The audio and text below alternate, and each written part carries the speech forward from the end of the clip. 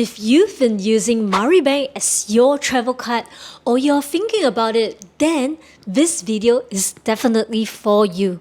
So I recently just got back from my trip to Korea and China, and I decided to use my MariBank card throughout. So for most of the trip, it has really been a good experience, but a few things kind of caught me off guard. One that involved my trip to China, and another was something that I noticed when I got home to Singapore and checked my bank statements. So today I'm going to talk honestly about the good and the not so good stuff, and a couple of things that I would do differently if I were to use this card, especially when traveling to China. So let's talk about the good. First, I really like the 1.5% cashback on all foreign currency spending. So zero FX fees, no annual fee, no minimum spend. So the cashback gets credited instantly when your transaction get posted. So you don't have to wait till end of the month, and sometimes it just pops up and you see it how much you earn. So it's really genuinely nice to see it. So wherever you're traveling, it works exactly like any credit card. You tap, instant, and it's done. No complicated tiers, no categories to track, no FX fees, competitive FX rates. Simple. For any of you who are new users signing up, you are also going to get rewarded with $20 cash back too. Feel free to use my referral code. I will pin it down in the description below. Now, here's the thing that most people miss, and in fact, I almost forgot about it as well. So while traveling using the MariBank card, just take note that the 1.5% cashback is kept at your first 1.5k of foreign spending per calendar month. So the maximum cashback that you can earn overseas in any given 1 month is $22.50. If you're going to cross 1.5k, you will drop to a lower base rate, so it's suggested that you probably use another credit card. For most people on a regular holiday, you're just going to eat for 1 week, do local activities, I think it's going to be more than sufficient, but then you're unlikely going to hit or exceed that amount. But if you're a frequent traveler, or you're the only one using the credit card for your family, or you're going to put flights and hotels overseas spending on this card, you're going to hit that cap faster than you expect. Okay, so also just take note, this 1.5% rate is promotional and is valid till end of this year. So before your next trip, just remember to check MariBank's current terms, okay? Because these things do get updated. So now, China. This one genuinely surprised me.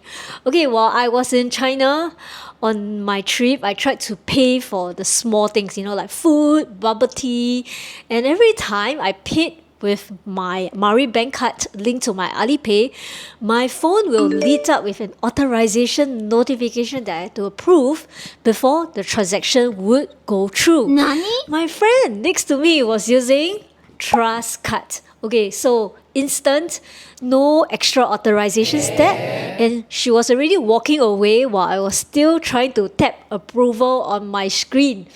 And really, guys, it didn't help because I was actually on the roaming SIM card. So the data was a little bit wonky, and then it got terminated. So I think a lot of you are already aware China's payment system is completely online, different from the rest of the world.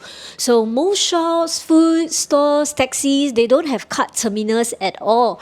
Everything runs through Alipay or WeChat Pay. So very QR based, and your card is entering a Chinese mobile payment app, not using the standard card terminal. In that environment, I believe how smoothly your card works depends on how your bank handles the cross-border digital transactions. MariBank seems to apply a very conservative security rule, a good thing, but every time Alipay reaches out to process that payment, MariBank will ask me, the human, to go and confirm every single transaction, even that $2 bubble tea. Oh, no! For Trust Bank, the system somehow recognize and treat it as low risk. You're gonna get your transaction through without any interruption.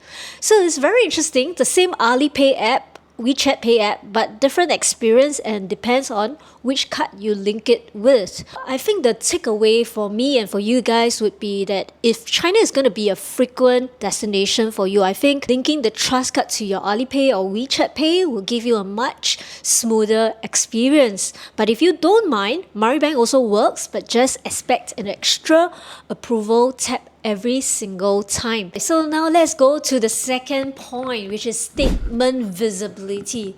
It was something I noticed and realized only when I got back to Singapore. The MariBank statement only shows the final SGD amount converted for each transaction, so you don't see that local currency figure. It feels like I do not have immediate record on what actually cost during my trip in Seoul. I have to go deeper via the rewards function, then click in one by one transaction to see what was the actual spending. Otherwise, you'll only see the Sing dollar equivalent, which is after the conversion. Trust card, on the other hand, if I remember correctly, shows both the local currency and SGD on every transaction. So I used the Money Manager app to track my daily spending, so I had my own records.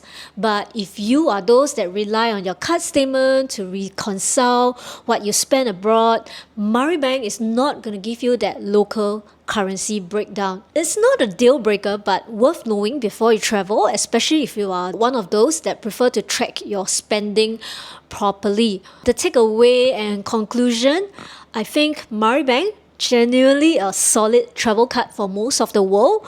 1.5% cashback, 0 FX fees, no annual fee, instant cashback posting.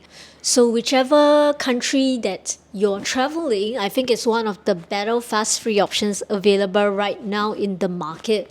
So just know 3 things before going in or bringing your card is that number 1, the 1.5% cashback is gonna cap at 1.5k of overseas spending per month, and beyond that is going to be at a lower rate. Number 2, China is a different experience. Expect an approval prompt on almost every single transaction. If China is going to be the frequent destination for you this year or the next, remember to bring along your Trust card or U-Trip card or any other travel cards. Okay?